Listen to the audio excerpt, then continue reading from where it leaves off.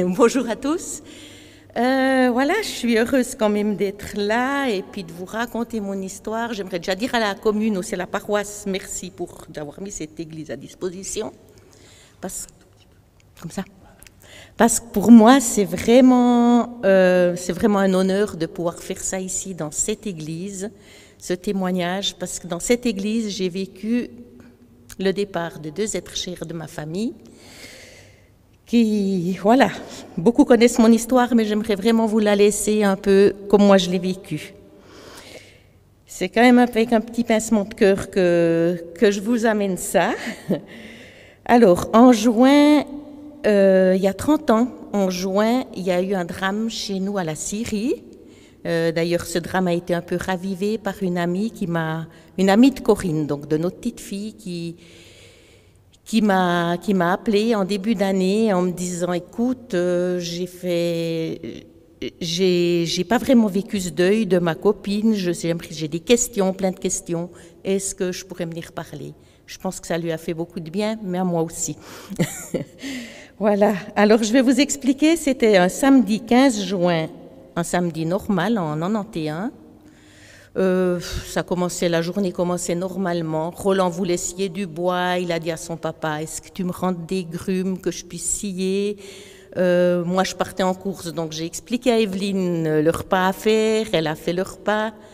Et les 2 petits étaient avec leur père. Donc Jean-Marc était sur le Trax. Puis Corinne a dit, moi, je vais aller faire du vélo. Son papa y a dit, ouais, pas de souci, mais tu restes sur la route, tu restes sur le chemin, tu viens pas sur la place, c'est trop dangereux.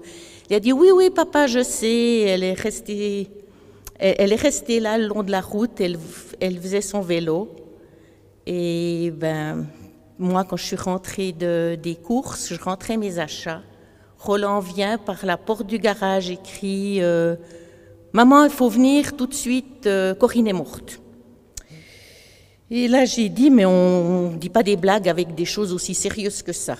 Puis lui m'a dit, non, c'est vrai, viens. Donc, je suis descendue les escaliers, j'ai entendu mon mari qui téléphonait à la police pour annoncer l'accident.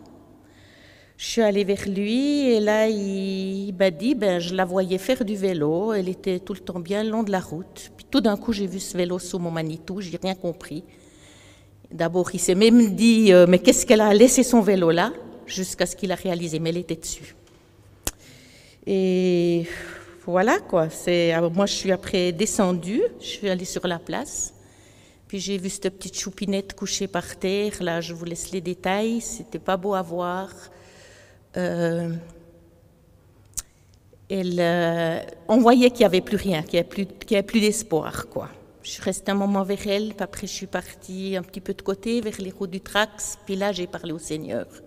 Puis j'ai dit, mais toi, tu peux me la rendre telle qu'elle était, sans séquelles, sans rien. Puis sinon, prends-la. Et au moment où j'ai dit, prends-la, c'est comme, c'est incroyable, c'est une paix qui est entrée en moi, une paix inexplicable, j'ai rien compris, mais je savais que le Seigneur était là, qui me tenait par la main et qui nous tenait, et qu'on pourrait passer cette épreuve avec lui à nos côtés, qu'on ne serait jamais seul. Puis vraiment, je ne me suis jamais sentie seule dans cette épreuve. C'est pas que la douleur était plus là de l'avoir perdue, mais elle était comme anesthésiée, comme enveloppée dans quelque chose. Ce quelque chose, c'était l'amour du Seigneur, tout simplement. Comme toute personne, j'ai quand même dû faire mon deuil, mais j'ai fait l'expérience qu'à chaque instant, dans chaque ressenti, Jésus était là, à mes côtés. Et là, je peux vous raconter un témoignage de ce que j'ai vécu dans cette situation-là. Je me souviens très bien, j'étais debout dans ma cuisine et j'avais l'ennui de cette petite. J'avais envie de la serrer dans mes bras et j'ai dit, mais Seigneur, toi, elle est près de toi, tu peux la prendre pour moi dans tes bras, prends-la et dis-lui que je l'aime, puis que je l'aimerai toujours. Et quand j'ai dit ça, je sentais vraiment le Seigneur qui me prenait dans ses bras, puis qui me consolait, qui m'enveloppait de son amour. Et c'est juste quelque chose de merveilleux, quoi. de pouvoir voir que le Seigneur, il nous prend comme ça dans ses bras d'amour. Pour vous, c'est peut-être de l'illusion, vous dites c'est pas possible, mais je vous assure que c'était vraiment réel, c'était pas de l'illusion. J'ai toujours ressenti sa présence, il était toujours là quand j'avais besoin, je criais à lui. Mais je crois que ce qu'il faut, ou ce qui m'a aidé, c'est de pas regarder à la souffrance, pas regarder à ce que j'avais perdu, mais regarder à ce que j'ai eu et regarder à Jésus. Et puis dire merci pour ce que j'ai eu. Et puis à ce moment-là, il vient et puis il nous... En fait, c'est comme si on déclenchait sa miséricorde d'une manière, comme s'il avait une compassion encore plus forte pour nous. Et puis, on dit souvent que la miséricorde de Dieu, c'est une corde qui nous lance pour nous tirer de la misère. Je pense que c'est encore beaucoup plus que ça. C'est beaucoup plus fort que seulement une corde pour nous tirer, mais vraiment, il nous prend, puis il nous entoure, puis il nous donne cette paix qu'on a besoin, quoi. C'est aussi dans cette église qu'Evelyne a eu un choc à l'enterrement de sa sœur, et c'est suite à ça qu'elle est dans son fauteuil roulant. C'est suite à ça qu'elle est malade. Et puis on l'a pas tout de suite vue, on l'a pas tout de suite compris, parce qu'Evelyne, elle est très mystérieuse. Elle veut pas embêter les autres avec ses problèmes. Elle était comme ça, elle est encore toujours comme ça. On doit toujours un peu deviner ce qui va pas. Et puis voilà, c'était un bout en train et on n'a rien vu venir.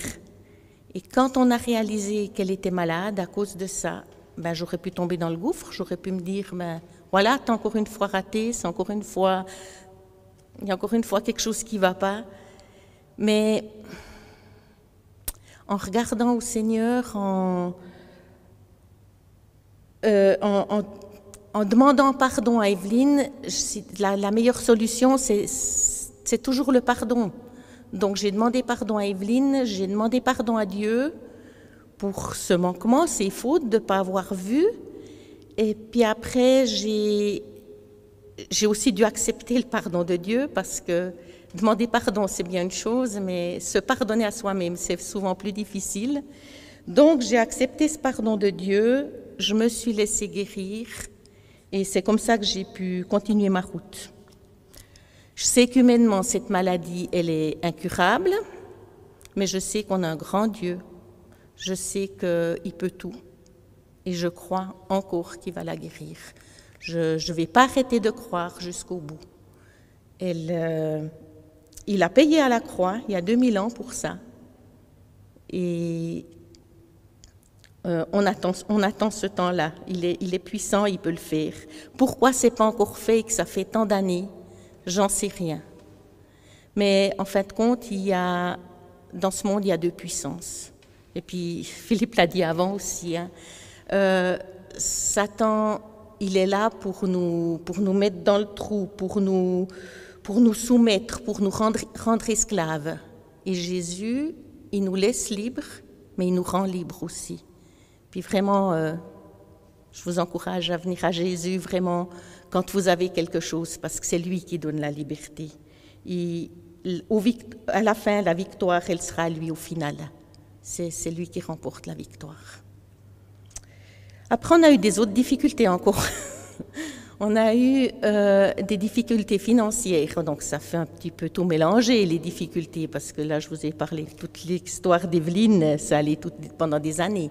Mais on a eu ces difficultés financières presque au même moment. Il y a Corinne qui est décédée, on a eu une faillite, et après Evelyne était malade, donc ça sur 3 ans. Et à la faillite, je me suis dit, on s'est dit avec Max, maintenant c'est fini, on devra quitter cette maison qu'on a construite avec beaucoup de joie, beaucoup d'entrain ensemble. On y a mis nos goûts, on y a mis nos envies, tout ce qui nous convenait, on y a mis beaucoup de cœur, quoi. Puis je me suis dit, c'est fini, il faudra partir de là. J'ai bien essayé une fois de téléphoner à la banque pour voir, pas celle où on avait le crédit, mais à une autre, à un ami qui était directeur d'une banque. J'ai dit, est-ce que tu crois que j'aurai une chance, moi, de reprendre? Il me dit, c'est exclu. Bon, c'est exclu, alors c'est exclu, on va laisser tomber ça. Et 2 semaines avant la vente, c'est la banque où on avait le crédit qui nous téléphone. Puis il me dit, mais vous voulez pas la reprendre à votre nom, cette maison? Donc pour moi, c'était vraiment une réponse que Dieu me voulait dans ce village, que c'était pas fini pour ce village. Et puis qu'on pouvait, c'était encore un clin d'œil de lui, qu'on pouvait rester dans cette maison. Donc voilà, puis après on a eu encore une deuxième fois un problème financier. Et là on s'est dit, cette fois c'est fini, on part. Et là c'est un ami de l'extérieur de la famille qui est venu, puis qui a dit, non, mais il y a certainement quelque chose à faire. Et il y a à nouveau eu quelque chose à faire, c'est Roland qui a racheté, et puis voilà, je suis toujours dans cette maison. Et ça me prouve que le Seigneur me veut, que ma place elle est à Montfaucon, quoi. Voilà. Après tout ça, il est arrivé la maladie de Max. Il y a eu quelques années de répit. Et ensuite, Max est tombé malade. Et Max, c'est vrai que c'était très dur quand on a su, mais il avait toujours une foi incroyable. Et puis, un entrain incroyable. C'est vrai, quand Philippe chantait ce chant, puis qu'il en parlait, qu'il chantait ce chant, je me disais, mais c'est vrai, il était comme ça. Il était vraiment, il avait une foi puis un entrain incroyable. Il combattait, il a dit, moi je vais guérir, je suis sûre. Il disait toujours, on vient malade, mais on guérit aussi. Et Dieu est là, et il était, voilà. Et puis après 3 ans, son combat était terminé, mais pas comme il le pensait. Il aimait la vie, il aurait aimé s'en sortir, mais pour lui, ses souffrances étaient terminées. Mais pour moi, le combat continuait. Et la seule, c'est vrai que je l'ai toujours eu à côté de moi comme un soutien solide. Il était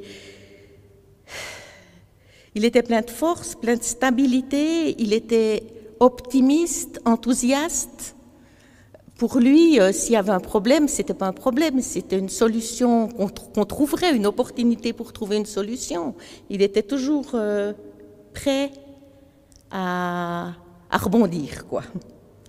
Alors, quand c'est arrivé, j'ai dit, il y avait encore autre chose qui me manque beaucoup, d'ailleurs encore aujourd'hui, c'est cette unité qu'on avait dans la prière. Ça, c'était tellement quelque chose de fort. Et puis, ouais, ça, c'est quand même des choses qui me manquaient, puis que je me disais, mais comment je vais vivre ça toute seule? Alors, j'ai dit au Seigneur, j'ai dit, tu vois, j'ai toujours eu quelqu'un à mes côtés. J'avais mes parents, je me suis mariée jeune, donc après direct mon mari. Je sais même pas si je sais vivre seule, je sais même pas si j'arrive à me débrouiller seule et puis à vivre seule. Puis là, c'est nouveau, cette paix qui est venue, Jésus, il vient avec sa paix, puis on sait qu'il est là, puis qu'il n'y a pas de souci à se faire, quoi. Et il m'a même donné, en plus de cette paix, alors ça, c'était même surprenant pour moi, de la joie. De la joie dans un deuil. Alors, c'était surtout pas la joie de l'avoir perdu, je l'aimais, c'était dur, mais c'était une joie beaucoup plus profonde, intérieure, quelque chose tout simplement qui donne de la force. Et je pense que cette joie, il a vraiment dû me la donner pour que j'arrive à tenir le coup, que j'ai la force d'aller de l'avant. Et puis, qu'est-ce que je voulais maintenant? J'ai perdu le fil, mais ça fait rien. Ah oui. Alors, ce que je veux encore vous dire, c'est que, ouais, Jésus, pour moi, il est vraiment un ami, un rocher, vraiment le soutien dont j'ai besoin chaque jour, dans chaque situation. Il est mon roc, il est mon sauveur, il est mon maître. Et puis, avec lui, je sais que j'ai la force, j'ai le courage pour continuer, j'ai l'entrain, j'ai la paix, j'ai tout ce qu'il me faut pour continuer la route. Et il m'a vraiment jamais laissé à travers tous ces temps. J'ai toujours été... C'est pas que c'était facile, c'était dur, mais j'ai toujours été portée. Et je sais que j'ai dit même à Evelyne, peu après qu'il est mort, j'ai dit, écoute, nous, on continue. La vie, elle a encore des belles choses pour nous. Le Seigneur, il a encore des belles choses pour nous. Et il va nous aider. Et puis, je crois qu'accepter Jésus dans sa vie, des fois, certaines personnes y pensent que c'est tout simplement une assurance où on passera son éternité. Non, c'est pas ça. Accepter Jésus dans sa vie, c'est avoir un ami personnel à ses côtés, toujours là, un ami infaillible, un ami qui manque jamais au rendez-vous. Puis c'est l'expérience que je vous souhaite à tous. C'est une tellement belle expérience. Et puis, c'est pas une religion, c'est une relation. Il suffit de reconnaître qu'on a manqué le but, qu'on a voulu faire sa vie toute seule, sans lui, c'est manquer le but. Il faut reconnaître ses fautes, lui demander pardon, lui dire qu'il vienne changer notre vie, et il vient, il le fait. Et c'est vraiment une expérience que je vous souhaite, qu'il fasse de votre vie aussi une vie réussie. Parce que la vie avec lui, c'est une vie réussie. Puis je vous assure que ma vie, elle est quand même belle, remplie de belles surprises, épanouie, malgré toutes les épreuves qu'il y a eu. Parce qu'il y a eu plein de belles choses aussi. Mais souvent, on regarde les vilaines, puis il faut aussi regarder les belles. Moi, je compare souvent la vie à un rosier. Le rosier, il a des épines, puis il pique. Puis quand il nous pique, c'est un peu comme nos souffrances, elles nous piquent aussi. Mais après, il y a un bouton qui vient, un deuxième bouton, puis cette rose, elle éclot, et puis elle sent bon, elle est belle. Et c'est ça la vie.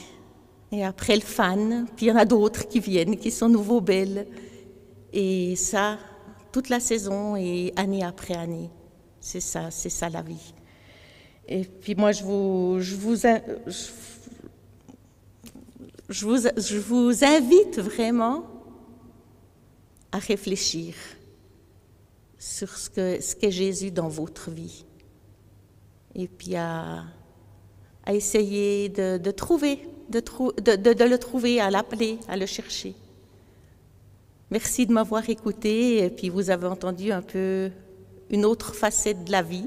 Puis je vous souhaite tout de bon aussi dans ces moments qui ne sont pas faciles maintenant avec le Covid. Là, peut-être qu'aussi vous pouvez regarder à lui et il vous donnera sa force.